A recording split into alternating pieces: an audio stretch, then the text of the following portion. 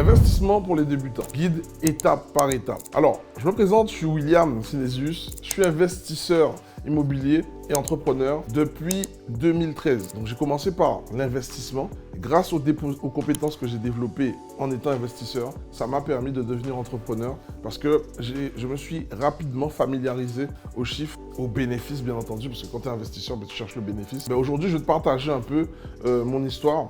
Comment j'ai fait pour débuter dans l'immobilier?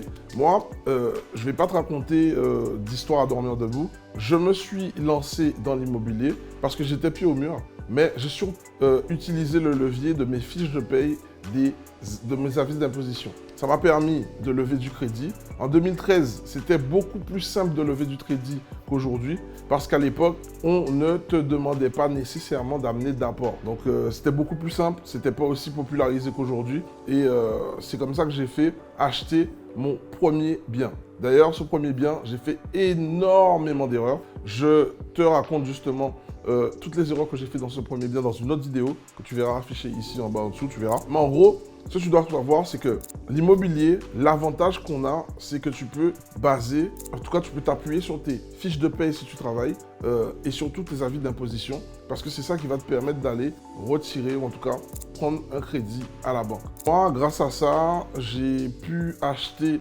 une dizaine de biens avant de pouvoir quitter mon emploi en 2018. Et ensuite, je me suis mis totalement à mon compte parce qu'en 2016, j'avais déjà ouvert des sociétés et je me suis mis en 2018 totalement à mon compte avec mon immobilier que j'avais déjà comme base, qui me générait déjà des revenus et mes sociétés qui étaient déjà ouvertes depuis 2016 que je manageais. Sauf qu'en 2018, j'avais brûlé tous mes bateaux. Je n'avais pas d'autre choix de revenir en arrière. Durant ces 11 années d'expérience en immobilier, ça n'a pas été tout rose. J'ai fait pas mal d'erreurs.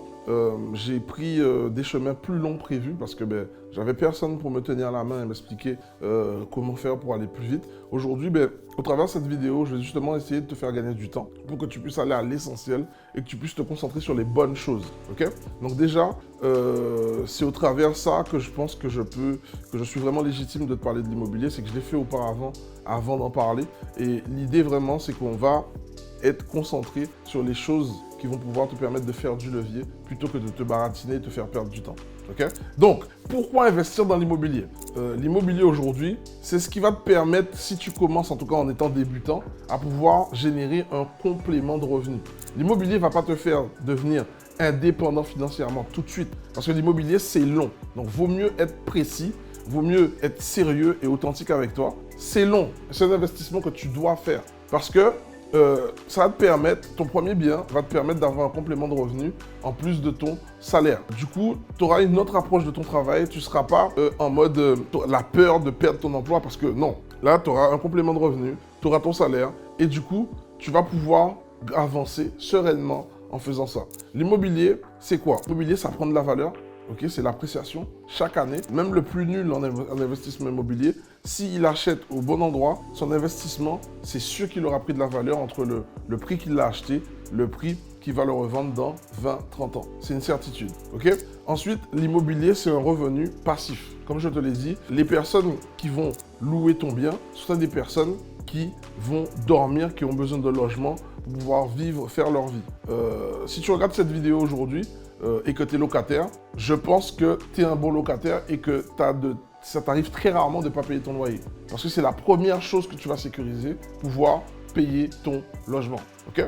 Ensuite, l'immobilier, tu as pas mal de mécanismes qui vont te permettre justement d'amortir, de passer en charge et donc de carrément gommer ton imposition de nombreuses années. Enfin, l'immobilier, c'est un investissement sécure. C'est-à-dire qu'à partir du moment où tu as mis ton argent dans la pierre, à part si demain il y a une guerre ou qu'il y a une explosion dans ton bâtiment, et même avec cette explosion dans ton bâtiment, vu que tu auras une assurance, tu as une assurance en fait, donc tu vas être remboursé. Tu vois, c'est pas comme si tu faisais de la crypto, de la bourse, ou tu montes un business, où ce type de business, ça peut s'effondrer du jour au lendemain.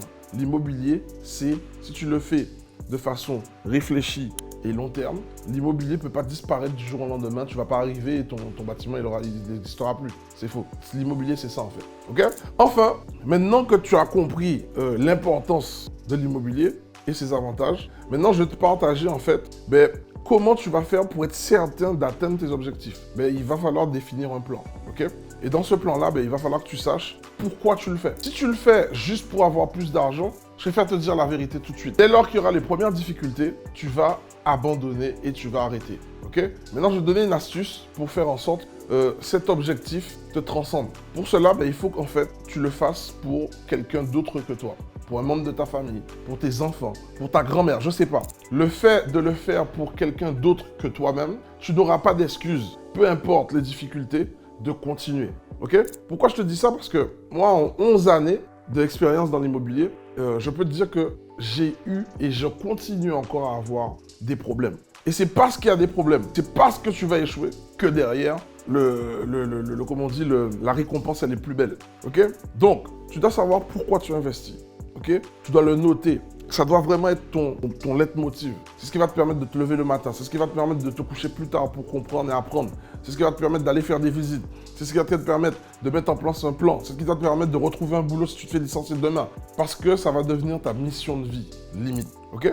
Ensuite, tu vas devoir définir ton budget. Ok? Pourquoi je parle de ça?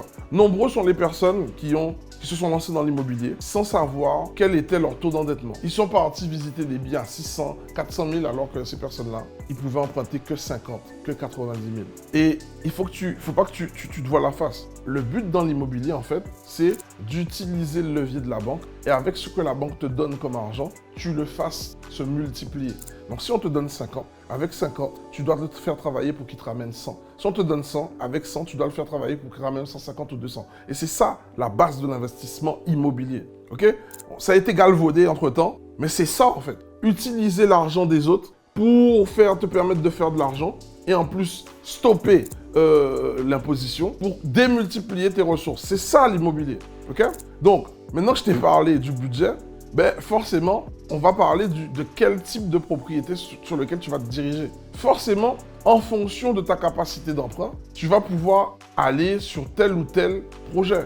En investissement immobilier, il y a pas mal de types d'investissements. Tu peux investir dans des parkings, tu peux investir dans des caves, tu peux investir dans des locaux commerciaux, tu peux investir dans des appartements, tu peux investir dans des maisons, tu peux investir dans des immeubles de rapport, tu peux investir dans des terrains, tu peux investir dans des bungalows, tu peux investir, c'est comme ici on appelle ça des tiny houses.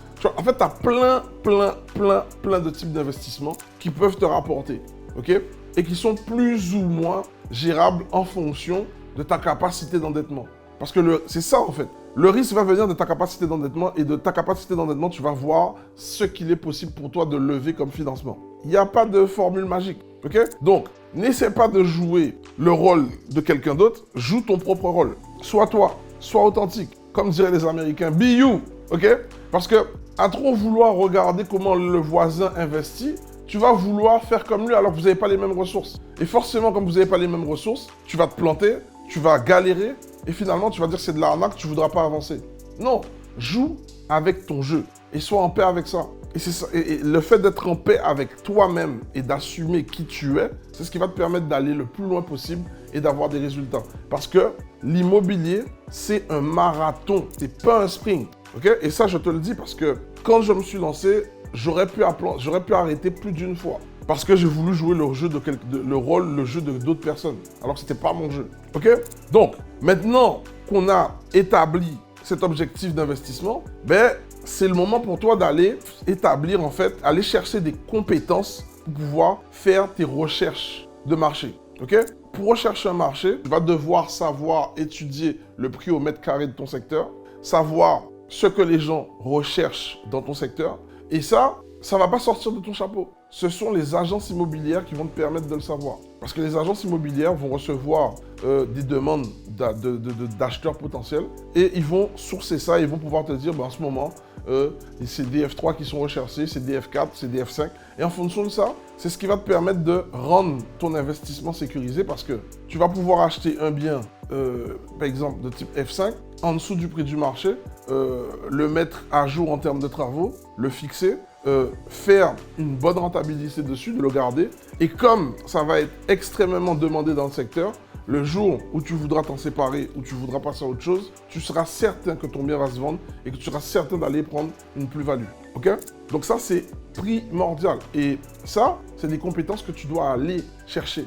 Tu vas pas apprendre ça en école de commerce, tu vas pas apprendre ça en école immobilière, parce que c'est du domaine de l'investissement. C'est sur le terrain que tu vas apprendre ça. Pour ça, il va te falloir savoir comment trouver le prix au mètre carré. Déjà, la première chose que tu dois savoir, c'est comment connaître le prix au mètre carré que tu achètes. Mais c'est simple, c'est des maths. Tu fais la surface du bien divisé par le prix. Ça va te donner le prix au mètre carré. Et de ce prix au mètre carré là, toi, tu dois aller chercher à comprendre est-ce que tu es au-dessus du prix ou en dessous du prix. Question pour toi, ça doit être une de tes règles, tu ne dois jamais être au-dessus du prix du marché. Parce que tu vas faire des erreurs dans la création de ton projet. Tu vas faire des erreurs. Acheter en dessous du prix du marché, ça va te permettre en fait justement d'absorber les erreurs que tu vas faire plus tard. Donc tu ne peux pas acheter au-dessus du prix du marché. Sinon, ton investissement est mort dans l'œuf. Okay? Ensuite, de là, tu vas devoir trouver la bonne propriété. La bonne propriété, c'est quoi? C'est un mix entre le bien qui rentre dans ta capacité d'endettement, le bien que tu arrives à gérer en termes de stress et de compréhension avec tes compétences, et c'est le bien qui t'apporte du trafic où tu es certain de louer ou dans la zone, il y a de la demande. Donc en fait, tu vois, c'est une fusion de tous ces éléments-là et ça te demande en fait quelque part d'aller chercher de la compétence encore une fois. Donc en vrai, pour être clair, ton premier investissement qui va te permettre de garantir une bonne finalisation de ton projet immobilier, ça reste l'investissement sur toi. Il te faut maîtriser ces compétences-là pour arriver à quelque chose qui marche, quelque chose de bien chiadé, quelque chose qui te donne du retour sur investissement. Trouver la bonne propriété, ça va être une fusion de tout ce que je t'ai précité bien avant. Maintenant, forcément, si tu as bien fait les choses, trouver ton financement, c'est à ce moment-là, ça va être facile parce que tu as chercher des biens qui sont dans ton budget, dans ta capacité d'endettement. Tu as aussi, comme tu t'es formé, tu vas pouvoir créer ton apport si tu ne l'avais pas auparavant et créer un apport sans que ça puisse entacher ton taux d'endettement. Et à partir du moment où tu as ça et qu'en plus tu as le vocabulaire du banquier, qu'est-ce qui va se passer? Le banquier va à tout prix vouloir te mettre en haut de sa liste pour ton financement et donc te rapproche clairement de ton objectif parce que c'est le financement qui fait tout en investissement immobilier. Si tu n'as pas de financement, tu peux avoir toutes les stratégies du monde en immobilier, tu n'auras pas de bien immobilier en fait. Okay? Le financement, tu as vu, c'est parce que tu as bien coché toutes les cases en amont que ça t'amène à avoir ton financement et en fait, ce ne sera pas de la chance, ce ne sera pas une surprise, c'est parce que tu l'auras travaillé en amont. Okay? Donc, une fois que tout est réglé, tout est dans les cases, je te dirais que le plus gros du morceau, c'est gérer ton investissement. Et gérer ton investissement, et là, c'est la question que tu vas te poser. Est-ce que tu dois le gérer toi-même? Est-ce que tu dois le mettre en gestion? Moi, je te dirais, quand tu es débutant, au début, c'est toujours bien de mettre la main dans le cambouis pour que tu puisses comprendre comment ça fonctionne, pour mieux le déléguer. De base, pars d'une façon simple. Avant de déléguer quelque chose, il faut que tu comprennes comment ça fonctionne. Sinon, tu seras à l'ouest des attentes, tu seras à l'ouest de ce que tes prestataires pourront réaliser pour toi. Et du coup, tu ne pourras pas manager cette prestation de la meilleure des façons. Okay? Mais en gros, au début, c'est toujours intéressant que tu mettes ton nez dedans, que tu comprennes comment ça marche, que tu vois un peu où seront les premiers problèmes, les premières frictions. Parce que des frictions, il y en aura. Faut pas te voiler la face. Sinon, ce serait trop facile et tout le monde ferait de l'immobilier.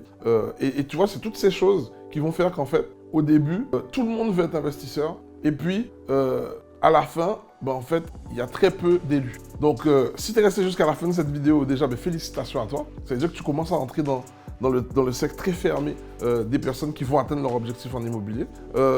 Pour la suite, moi, je te dirais, si tu veux aller plus loin, je t'invite à t'abonner, premièrement, sur cette chaîne, à participer à un de nos lives qui a lieu le dimanche. Ok, tu regarderas en dessous de cette vidéo, tu verras. C'est le bootcamp immobilier. On donne des petites bases pour pouvoir commencer à se lancer sereinement. Ok, moi, pour conclure cette vidéo, je te dirais que l'investissement immobilier, lorsque tu débutes, c'est une très bonne idée, il faut le faire. Faut le faire. Tu vas avoir énormément de challenges pendant le parcours. Donc, premier conseil, forme-toi le plus tôt possible. Ok, n'aie pas peur d'avoir un coach, parce que le but du jeu, c'est d'acheter le temps du coach pour qu'il puisse faire gagner énormément de temps. Et moi, je te dirais, si tu es débutant, joue sur ton jeune âge. Investis tôt, parce que plus ton investissement va se rembourser, plus tu auras gagné en compétences pour pouvoir passer à des niveaux de business plus élevés. Parce que ce que j'ai appris lorsque j'ai débuté mes investissements, c'est ce qui me permet aujourd'hui de pouvoir faire du business à un niveau beaucoup plus élevé. Et je ne regrette rien malgré les échecs que j'ai eus. Et deuxième conseil que je te donnerais, c'est sois content de faire des échecs. Fais des échecs. Fais des échecs. Parce que plus vite tu vas faire des échecs, plus vite tu vas apprendre et plus vite tu vas pouvoir corriger. Voilà, j'espère que cette vidéo t'a plu. Donc, donne-moi en commentaire, réponds-moi en commentaire où tu en es dans ton évolution vers ton objectif d'investir en immobilier, où tu rencontres des difficultés. Est-ce que tu souhaiterais en savoir plus? Est-ce que ce type de vidéo t'a plu? Comme ça, j'en ferai de plus en plus sur des détails bien précis que tu me diras en commentaire.